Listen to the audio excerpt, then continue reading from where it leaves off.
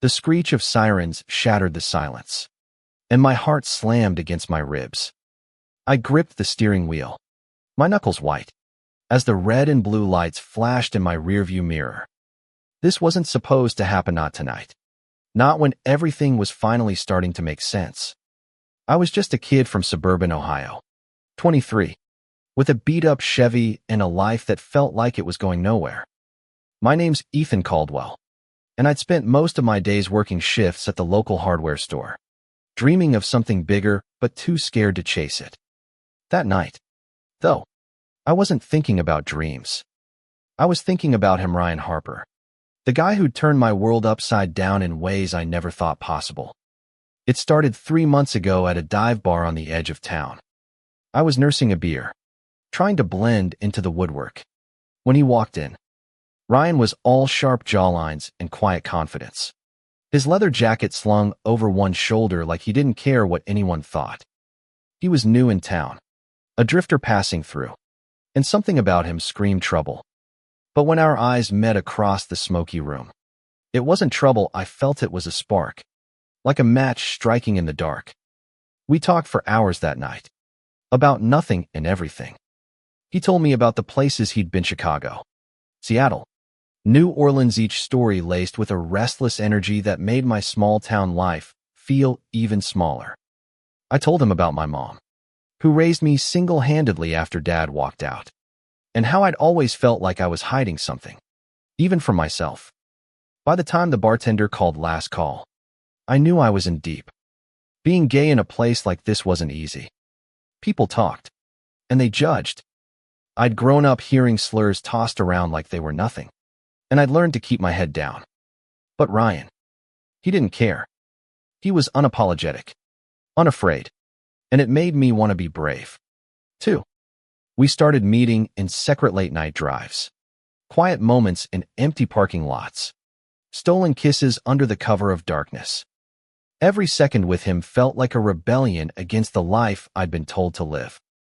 That night, I was driving back from one of those moments, my head still spinning from the way Ryan's lips had brushed mine under the old oak tree on Miller's Hill. The memory of his touch lingered, warm and electric. When those lights flashed behind me, I pulled over, my pulse racing, and watched as the officer stepped out of the cruiser. He was tall, broad-shouldered, his face half hidden by the brim of his hat. But when he approached my window, I saw his eyes sharp, piercing, and far too familiar. "Evening," he said, his voice low and deliberate. "You know why I pulled you over?" I swallowed hard, my mouth dry. "No, sir." Was I speeding? He didn't answer right away. Instead, he leaned closer, his flashlight scanning the inside of my car like he was looking for something specific. "Step out of the vehicle, son." My stomach dropped. I'd never been in trouble with the law before, but something about his tone told me this wasn't about a traffic violation. I opened the door and stepped onto the gravel shoulder, my sneakers crunching underfoot.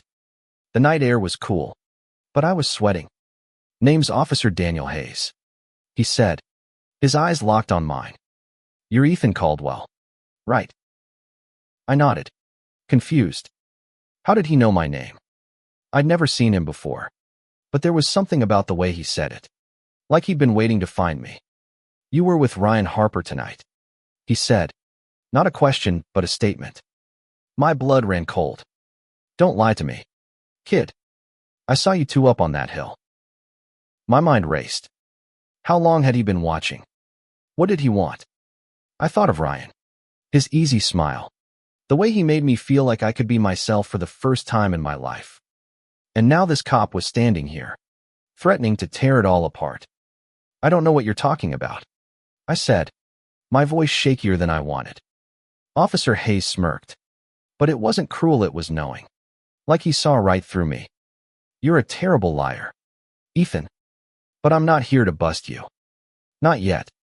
He paused, his gaze softening just a fraction. "I want to talk about Ryan, and I want you to listen." I stood frozen, the weight of his words sinking in. This wasn't about a speeding ticket or a broken taillight. This was personal. And as I looked into his eyes, I realized he wasn't just a Kofi, he was someone who knew more about me, about us, than I ever could have imagined. He stepped closer, his voice dropping to a whisper. Ryan's not who you think he is. And if you're smart, you'll stay away from him. My heart pounded. I wanted to argue, to tell him he was wrong. But something in his tone stopped me. There was a story behind his words, a history I didn't know. And as the night stretched on, I had a sinking feeling that this was only the beginning. I stood there on the side of the road, the gravel biting into my soles, as Officer Hayes' words echoed in my head. Ryan's not who you think he is. The warning hung heavy in the air, like a storm cloud ready to burst. I wanted to scream that he was wrong, that Ryan was the only thing in my life that felt real. But the look in Hayes' eyes stopped me cold, a mix of pity and something darker, something personal. Why should I believe you? I finally managed, my voice barely above a whisper. You don't know me. You don't know us. Hayes tilted his head, studying me like I was a puzzle he'd already solved. I know enough, he said. I've seen guys like Ryan before. Charismatic, reckless, leaving a trail of broken hearts and bad decisions. You think you're special to him. Ethan, you're not the first. His words cut deeper than I wanted to admit. I thought of Ryan's stories, the way he talked about his past with a vague, almost practiced ease. I'd always chalked it up to his wanderer's spirit, but now doubt crept in like a thief in the night. Still, I wasn't about to let this stranger tear down everything I'd built with Ryan in a single conversation. You're wrong, I said, straightening up. Ryan's not like that. He's... Save it. Hayes interrupted, his tone sharp but not unkind. I'm not here to argue. I'm here to give you a chance to walk away before you get hurt. He reached into his pocket, and for a split second, I thought he was pulling out a ticket book. Instead, he handed me a folded piece of paper. Meet me tomorrow, noon, at the diner on Route 17. We'll talk. And bring Ryan if you're so sure about him. I took the paper, my fingers trembling. It had an address scrawled in messy handwriting, along with a phone number. I looked up, ready to ask what the hell this was about. But Hayes was already walking back to his cruiser. Don't be late, he called over his shoulder before sliding into the driver's seat and pulling away, leaving me alone in the dark. I stood there for what felt like forever, the paper clutched in my hand. My mind was a messenger, fear and confusion swirling together. I wanted to call Ryan, to hear his voice and let it ground me. But something stopped me. What if Hayes was right? What if there was something about Ryan I didn't know? By the time I got back to my apartment, the sun was just starting to rise, painting the sky in streaks of pink and gold. I didn't sleep. Instead, I sat on my couch, staring at the paper, replaying every moment I'd spent with Ryan. The way he laughed, the way he looked at me like I was the only person in the world, the way he made me feel alive. Could all of that be a lie? I finally texted Ryan, keeping it vague, need to talk. Meet me at the diner on Route 17 at noon. He replied almost instantly, everything okay? I didn't answer. I couldn't. Not until I knew what Hayes was playing at. The diner was a relic, all chrome and neon, with a jukebox in the corner that hadn't worked in years. I got there early, my stomach in knots, and slid into a booth by the window.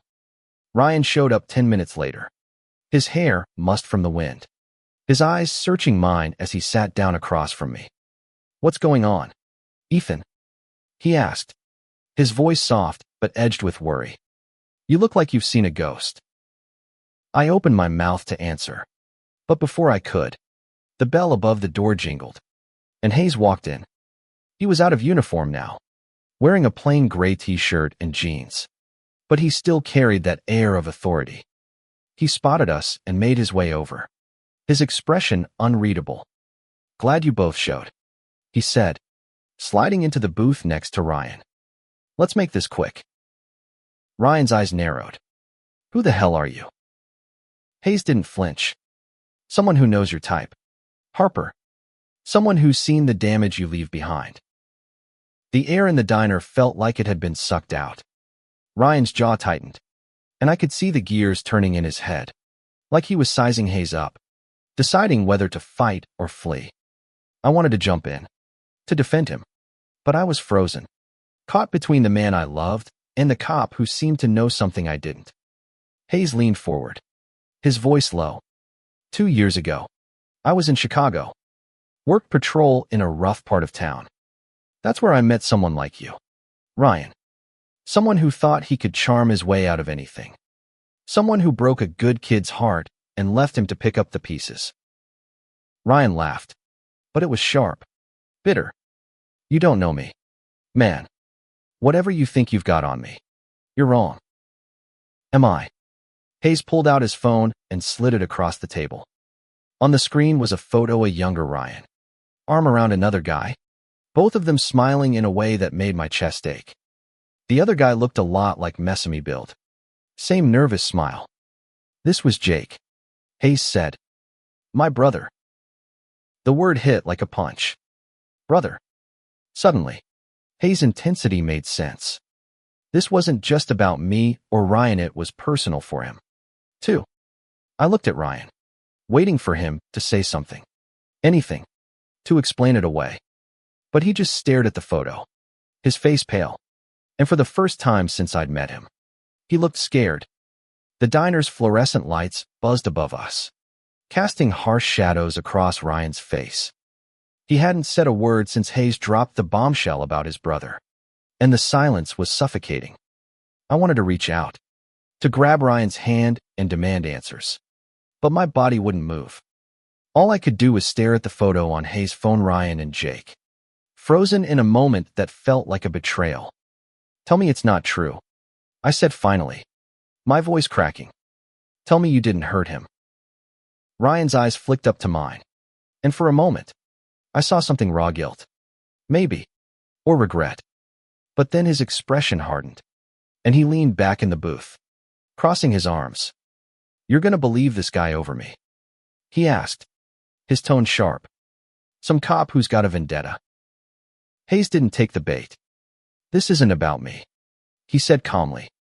It's about Ethan, and what you're gonna do to him if he keeps following you. I felt like I was drowning. I looked at Ryan, searching for the man I'd fallen for, the one who'd made me feel like I could finally be myself. But all I could see was the photo, the ghost of another guy who'd trusted him, who'd loved him, and who'd apparently ended up broken. Talk to me, Ryan, I said, my voice barely holding together. Who was Jake? What happened? Ryan ran a hand through his hair, his jaw tight. Jake was someone I knew in Chicago. We were close for a while, but things didn't work out. That's it. That's it. Hayes scoffed. You left him in pieces. He was 18. Ryan.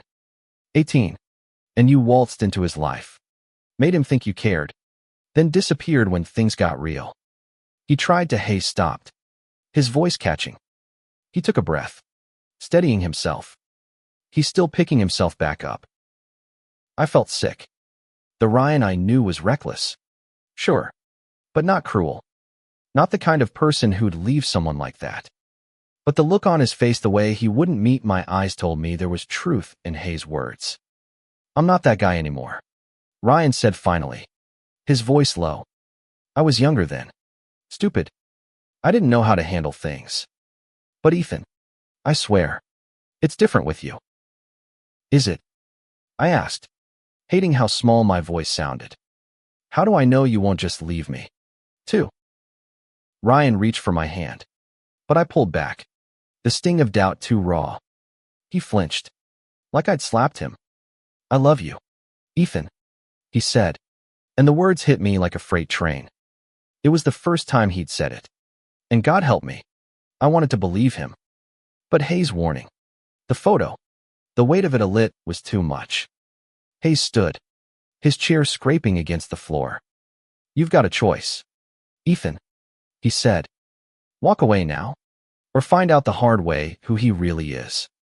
He tossed a few bucks on the table for the coffee he hadn't touched and walked out, leaving me and Ryan in a silence that felt like a battlefield. For the next few days, I avoided Ryan.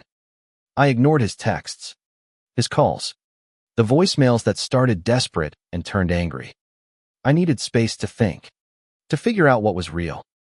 But every time I closed my eyes, I saw him, his smile, his touch, the way he made me feel like I was enough.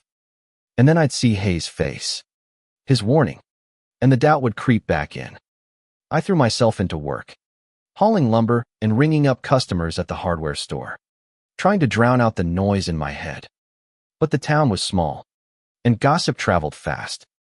Whispers started following me. People had seen me with Ryan, seen us sneaking around. My mom called me one night, her voice tight with worry. "Ethan, people are talking. What's going on with you and that boy?" "Nothing," I lied. Because how could I explain? How could I tell her I was falling for someone who might break me? That I was scared of who I was becoming, but even more scared of going back to who I'd been. A week after the diner, I couldn't take it anymore. I drove to Ryan's motel, the one he'd been staying at on the edge of town. I found him sitting on the curb outside, smoking a cigarette, his leather jacket slung over his shoulder like the first night we met. He looked up as I approached, and for a moment, neither of us spoke. "I'm sorry," he said finally, flicking the cigarette away. "I should have told you about Jake. About a lot of things." "Then tell me now," I said, my voice steadier than I felt. "No more secrets." He nodded, and we sat there under the flickering motel sign as he told me his story. About growing up in a home where he was never enough. About running from town to town, chasing freedom but leaving wreckage behind. About Jake, who'd loved him too fiercely, too fast, and how Ryan had panicked and left because he didn't know how to stay. "I was scared," he admitted, his voice breaking. "But with you, Ethan, I want to be better. I want to stay." I wanted to believe him. God, I wanted to. But as I looked into his eyes, I saw the shadow of the boy from the photo, and I wondered if love was enough to fix someone who'd spent his life running. The motel parking lot smelled of asphalt and cigarette smoke, and Ryan's words hung between us like a fragile thread. He'd laid his past bare, and I could see the weight of it in his eyes: regret, shame, and a desperate hope that I'd believe him. I wanted to reach out, to pull him close and tell him it was okay. But the shadow of Jake, of Hayes' warning, kept me rooted in place. "I need time," I said finally, my voice barely audible. "I want to trust you, Ryan, but I need to know you're not going to disappear." He nodded, his expression a mix of relief and pain. "I'll wait," he said, "as long as it takes." I drove home that night with my heart in knots, the road blurring through tears I refused to let fall. Over the next few weeks, I tried to make sense of it all. Ryan kept his distance, giving me the space I'd asked for. But he didn't leave town. I'd see him sometimes at the gas station, the coffee shop, always with that same quiet intensity, like he was proving he could stay. Meanwhile, the town's whispers grew louder. Someone had seen us on Miller's Hill that night, and the rumors spread like wildfire. My boss at the hardware store started giving me sidelong glances, and one of my mom's church friends cornered me at the grocery store, her voice dripping with fake concern. "You're such a nice boy, Ethan. Don't let that drifter lead you astray." I wanted to scream that they didn't know him, that they didn't know me, but I kept my mouth shut, because that's what I'd always done. That's what you do when you're hiding who you are in a place that doesn't want to see it. One night, I couldn't take it anymore. I drove to Miller's Hill, the place where Ryan and I had first kissed, where everything had felt possible. I sat under the oak tree, staring at the stars, trying to figure out what I wanted. That's when I heard the crunch of gravel behind me. I turned, expecting Ryan, but it was Hayes. "Didn't expect to see you here," he said, his voice softer than before. He wasn't in uniform, just jeans and a flannel shirt, but he still carried that weight of authority. "What do you want?" I asked, too tired to hide my frustration. He sat down a few feet away, leaning against the tree. "I wanted to check on you," he said. "I know I came on strong at the diner. I see a lot of Jake in you. Ethan, the way you look at Ryan, the way you believe in him. I don't want you to end up like my brother." I bristled, but there was no malice in his voice, only a quiet pain. "What happened to Jake?" I asked, almost afraid of the answer. Hayes sighed, his gaze fixed on the horizon. He was young, naive. Fell hard for Ryan. Thought it was forever. When Ryan left, Jake spiraled. Tried to hurt himself. He's better now, but it took a long time. I blamed Ryan for a while. But truth is, Jake needed to learn how to stand on his own. I let his words sink in, feeling the weight of them. "And you think I can't handle it? That I'm just gonna break?" Hayes looked at me, his eyes searching. "I think you're stronger than you know. But love makes you do stupid things. Makes you blind." I wanted to argue, to tell him I wasn't blind. But the truth was, I didn't know what to believe anymore. Ryan's past, the town's judgment, my own fear sit was all closing in, and I felt like I was suffocating. The next day, I called Ryan and asked him to meet me at the hill. When he showed up, he looked different, tired, vulnerable, like he'd been carrying the same weight I had. We sat under the tree, and for a while, neither of us spoke. Then he reached for my hand, and this time, I let him. "I'm not perfect," he said, his voice raw. "I've made mistakes, hurt people, but I'm here. Ethan, I'm not running. Not from you." I looked into his eyes, searching for the truth, and for the first time, I saw it not just the charm or the recklessness, but the man underneath, flawed and scared but trying. I leaned in and kissed him, soft and slow, like it was the first time. The world didn't disappear, but for that moment, it didn't matter. We started over, slowly. No more secrets, no more hiding. We went on real dates, movies, dinners, walks in the park, ignoring the stares and whispers. It wasn't easy, but it felt right. And every time I doubted, Ryan was there, steady and present, proving he wasn't going anywhere. But the past has a way of catching up. One night, as we were leaving the diner, a group of guys from town were waiting outside. They'd heard the rumors, seen us together.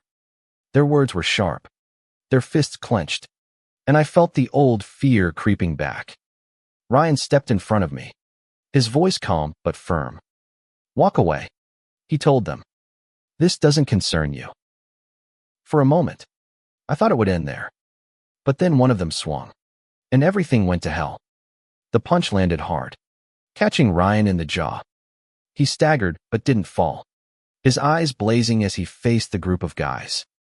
There were 3 of them, all locals I recognized from high school, their faces twisted with anger and something uglier. I grabbed Ryan's arm, trying to pull him back, but he shook me off, standing his ground. "Get out of here, Ethan," he said, his voice low and steady despite the blood trickling from his lip. "No way," I shot back, stepping beside him. My heart was pounding, but I wasn't about to let him face this alone. Not after everything we'd been through. The leader, a guy named Travis who'd always been a bully, sneered. "You think you can just waltz into our town and do whatever you want? We don't need your kind here." "Your kind," Ryan repeated, his voice dripping with defiance. "You mean people who aren't afraid to be themselves?" Travis lunged again, but this time, Ryan was ready. He dodged, grabbing Travis's arm and twisting it behind his back. The other 2 hesitated, thrown off by Ryan's quickness. But the situation was spiraling. I could feel the eyes of the diner's patrons watching through the windows. No one stepping in to help. Before it could escalate further, sirens cut through the night. A police cruiser pulled up, and out stepped Officer Hayes. His face was unreadable as he surveyed the scene, his hand resting lightly on his holster. "Break it up," he barked, his voice carrying the weight of authority. "Now." Travis and his friends backed off, muttering curses but not daring to challenge Hayes. Ryan let go of Travis, who stumbled away, glaring but defeated. Hayes turned to us, his eyes lingering on Ryan's busted lip, then on me. "You okay?" he asked, his tone softer than I expected. I nodded, my throat tight. "Yeah, thanks." He glanced at Ryan, something unspoken passing between them. Then he turned to the crowd that had gathered. "Show's over. Go home." As the crowd dispersed, Hayes motioned for us to follow him to his cruiser. I braced myself, expecting another lecture. But instead, he leaned against the hood, his expression weary. "You two are stirring up a lot of trouble," he said. "This town's not ready for you." "Maybe not," Ryan said, wiping the blood from his lip. "But we're not going anywhere." Hayes studied him for a long moment, then nodded, like he'd made up his mind about something. "Fair enough. But watch your backs. Not everyone's gonna back down like those idiots." He drove off, leaving us in the quiet of the parking lot. Ryan turned to me, his eyes searching mine. "You didn't have to stay," he said. "You could have gotten hurt." "So could you," I said, my voice steady now. "I'm not running. Either."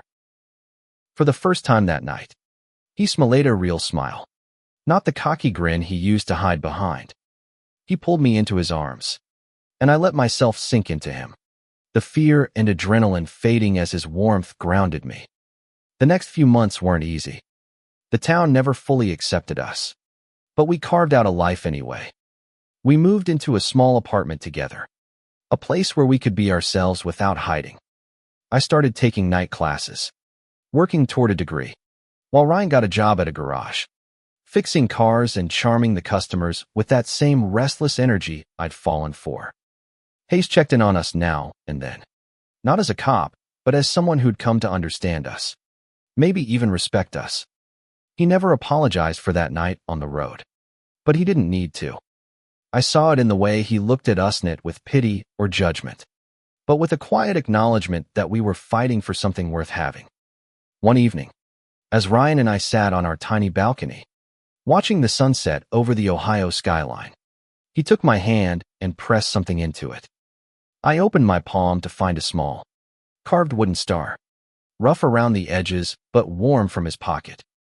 "Made it for you," he said, his voice soft. "To remind you we're under the same sky, no matter what." I looked at him, at the man who'd walked into my life and turned it upside down, who'd made me braver than I ever thought I could be. And I knew, without a doubt, that this was worth it all, the fear, all the fight, all the uncertainty. Because love, real love, isn't about being perfect. It's about showing up, even when it's hard, even when the world tells you to run. We weren't just surviving anymore. We were living. And as the stars began to speckle the sky, I leaned into Ryan, my heart full, knowing that whatever came next, we'd face it together.